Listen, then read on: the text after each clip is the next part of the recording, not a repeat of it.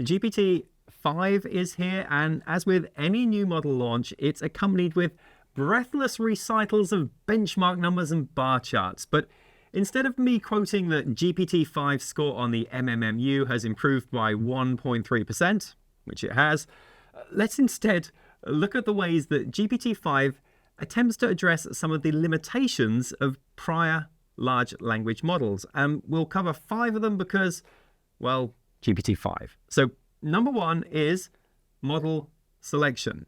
Now, as a user of LLMs, we're presented often with a long list of models, and then it's up to us to pick the right one for our particular query. So for example, ChatGPT used to offer a bunch of models with confusing names. So we've got GPT-4o, then there was O3, and there was O4 mini, and so forth. Now, essentially, these models, they divide into 2 camps. So we kind of have the fast models in one camp here. Now, they can answer queries immediately. And then in the other camp, we have reasoning models, and these take a little bit of time to think before generating a response. Now, GPT-5 keeps this distinction. There are fast, high throughput models that answer immediately. The primary model for that is called GPT-5 main.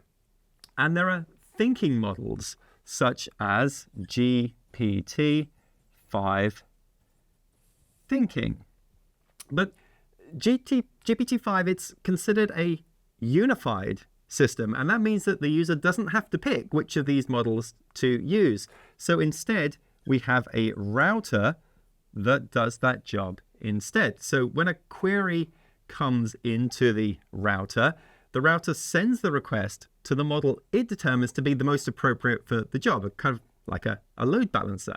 So some queries, they'll go to the fast throughput model, and others that might need a bit more thinking time, they'll be routed through to the thinking model.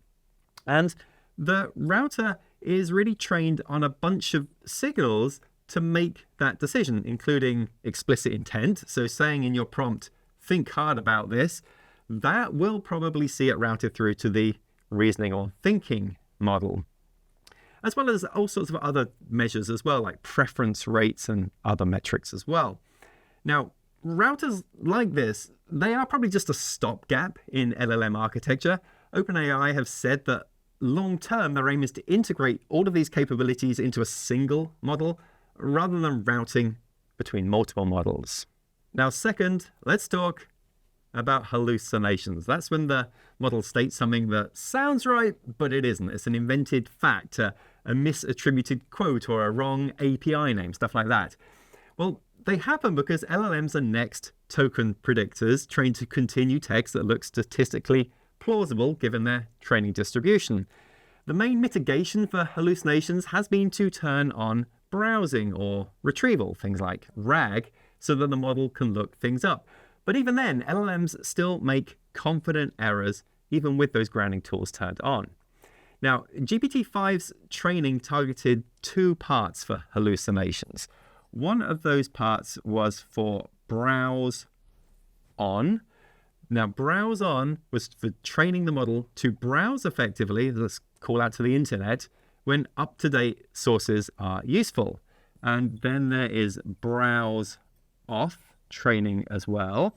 And browse off is to reduce factual errors when the model needs to rely on its own internal knowledge. And the model was evaluated factually using an LLM grader. And that LLM grader had web access that extracts claims and facts checks them, and then validates the grader also against human raters as well. And it seems to have worked. GPT-5 shows materially lower hallucination rates than prior models in both browse on and browse off settings. Number 3, let's talk about sycophancy. That's when the model mirrors your stated view, even if it's wrong, because it thinks agreeing will be, well, kind of helpful. And this shows up because preference training rewards answers that humans like. It's called reinforcement learning from human feedback. And humans, they tend to often reward agreeable tone and confidence. So the model learns deference, blindly flattering you regardless of the accuracy of what you say. Now, before GPT-5, the main mitigation was prompt side. So you would put some instructions in your system prompt to basically tell it to stop being sycophantic. Things like be objective, challenge assumptions. Now, system prompts, they can be helpful, but it's kind of fragile, especially in long chats.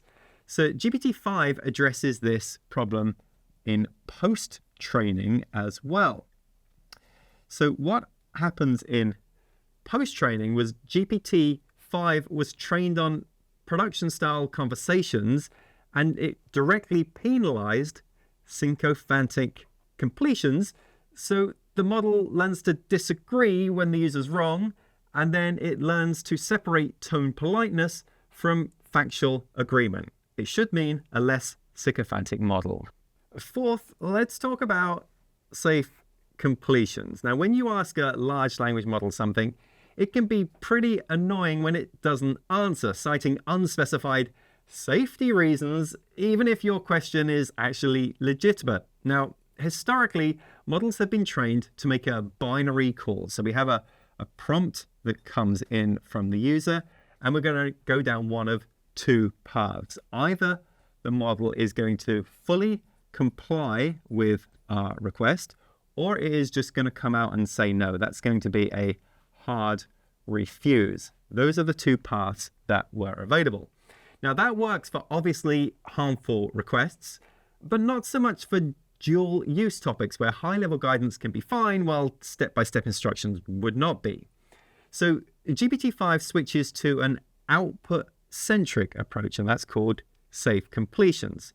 So instead of deciding only comply or refuse, the model is trained to maximize helpfulness subject to a safety constraint on the response itself. And in post-training, it gets explicit rewards for giving useful policy-compliant help and penalties that scale with the severity of any safety violation. So GPT-5 learns 3 response models to a prompt. So now we have a prompt that comes in, and one option is a direct answer. Basically, we get the answer from the model just unfiltered.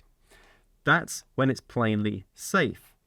The second option, that is where we have safe completion as an option instead. Now, safe completion, that stays high level and non-operational when details would be risky if they were included.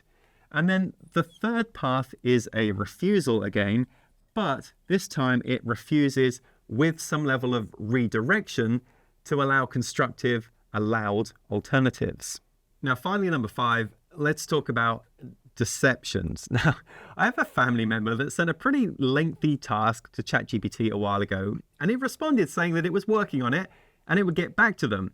But then every day or so, my family member would go back to that chat thread and then ask, is it ready yet? And ChatGPT would give an answer like, I'm still working on it. It should be done in 24 more hours. Now, this happened over and over again, but the final answer never came back because this entire conversation thread was a deception. When the model has answered in a way that misrepresents what it actually did or what it actually thought. Other examples of that are claiming that it ran a tool that it didn't run, or saying it completed a task that it couldn't complete, or inventing some sort of prior experience. And this can happen during post-training when graders reward confident-looking answers, even if the model's internal reasoning shows uncertainty. So the model kind of, learns to cheat the grader. Now, GPT-5, that is trained to fail gracefully, instead of faking success for tasks it cannot solve. In training, the model was presented with tasks that were impossible or they were just underspecified, then rewarded for honesty and penalized for deceptive behaviors. And GPT-5 also supports chain of thought monitoring during training. the evals and the system checks that the model's private reasoning trace go up against were actually analyzed to check the final answer. And if the trace pretends to have done something that it actually didn't do, that run is penalized, whereas the honest chain of thoughts are rewarded, pushing the model to report limits rather than just bluffing its way through.